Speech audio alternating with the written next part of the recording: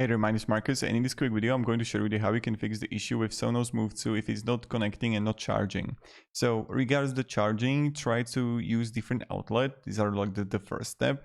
The second thing about the not connecting, what you can try to do is this. So you can perform a factory reset.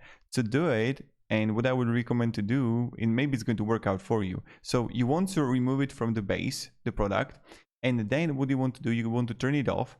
And when you're going to turn it off, this can possibly also work for the charging. So you're going to turn it off, then you want to straight up turning on. And in the moment when you're going to turn it on, you want to be really fast and you want to quick and press and hold the Bluetooth button. So you're going to turn it off and then you're going to turn it on and press and hold the Bluetooth button. And you're going to hold until the flashing in the front is going to go from the white to orange. It will go white to orange. You will release from the button, the finger, and then it's done. So this can also possibly solve the issue with charging and also possibly solve the issue with connecting. And regards to connecting, what you can also try to do is to uninstall, reinstall the app, and that's it.